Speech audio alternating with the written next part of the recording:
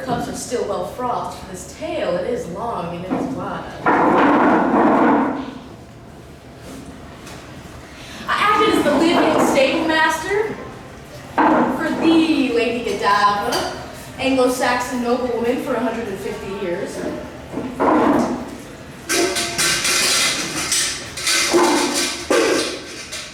I met Godiva in a very small automobile collision that occurred on the North I-95. It's really not too far from here. And there she was suddenly. I could see her purple irises and her long translucent hair very clearly from where I sat. She was but inches from my face, for my car was completely inside of hers.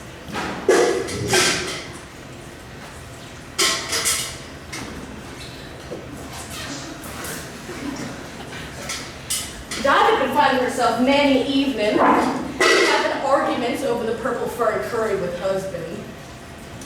You see, well endowed and employed husband, he was part of the Union Council at the time, you see, and well, she pleaded with him for the crippling taxation clauses that were thrust upon Trundleville at the time. They were discouraging to herself and others, but he would not have it because the company had recently purchased these very fancy new digits and he did not want to scuff them. So, he came to me one evening while I was milking my mares in my barn. Godiva came to me while I had lactation dripping up to my elbows and there was a smell of milk curd in the air, and she came to me. And she pleaded with me, if I were husband, I am not husband, and she said, Theodora, Theodora, I need you to please round up your finest mare, tie her lead to the skillet out front, rub her very well down with coyote micturation and grapefruit rinds, your normal routine. I need you both feeling powerful, for on the morrow of this eve, we will ride this mare into the heart of Trundleville, displaying our full set of medallions to the public, in the nude, of course. And I ought to shimmy the council's boots when they see this. And if their boots are not shimmied by my advantageous appearance, she said, then they ought to be shimmied by your atypical complexion. Fair enough. So we did that. On the morrow of that eve, we rode this very mare into the heart of Trundleville, and the boots were shimmied. The councilmen told their first of kin to invert their gaze from the blinds, and the peeping Tom sneaked, and it worked. And when we got back to the house that evening, husband was very displeased, as one can imagine. He was funneling dark liquids down his throat like a fog-white duck. And he was stomping his fancy new digits, and he ripped the refrigerator door off the hinges and threw it in the backyard, and he told me he'd take a sickle to my cicada collection if his employer would find the debacle, and he did, of course. And then we all went to bed because every night has to come to an end. There would be no tax reform. I told Godiva to sleep in the mews upon that crepuscule fright, awoke that evening with full intent and purpose, and I brought myself, Theodora, to the barn upon which Godiva slept. And I entered, I began hastily gathering fistfuls of dampened hay into my tunic, which at the time I had fashioned into a basket by smartly bringing the hem up to my navel. After having done this, I stepped into my tallest pair of rubbers, and I went into the establishment of husbands, and I quickly began shoving fistfuls of this pasturage deep within every conduit and drain pipe of this man's home.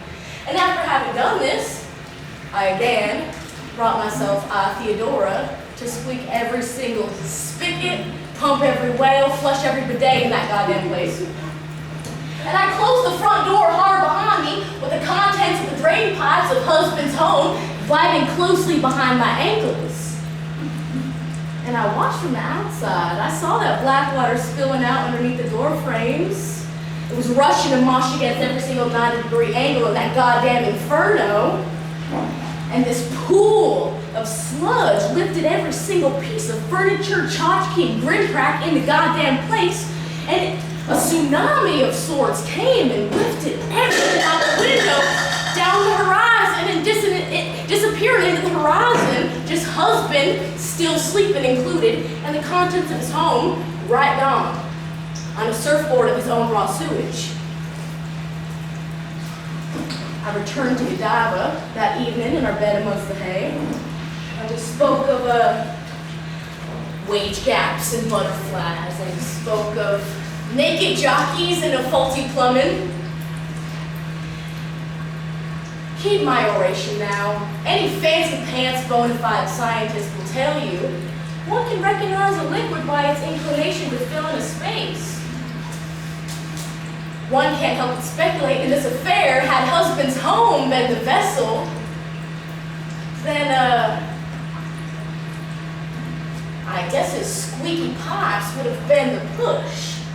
If you were to pour a liquid into a container, it will rush sprightly as ever to touch the corners of that vessel, just to touch them. But a flood, it does not touch now. A flood pushes, doesn't it? If the Union Council were to be the vessel, then queer equestrianism is the push. If this small town you and I are in right now was the vessel, then effeminacy is the push. Mare milk is the push. Dark whiskey is the push. Puddles of gasoline and coyote micturation, this is the push. I mean, call it a delusion of grandeur, but if I were to stick 2 digits down my gullet right now and jiggle myself around a little bit and upchuck a bathtub or 2, y'all would step back. And when you step back, I will step forward. And if you were to step forward, I would also step forward, because this is what it means to flood. And so we ride. Godiva and I peregrinate through many municipalities still in search of people to push and of places to flood. And she should be here any minute now.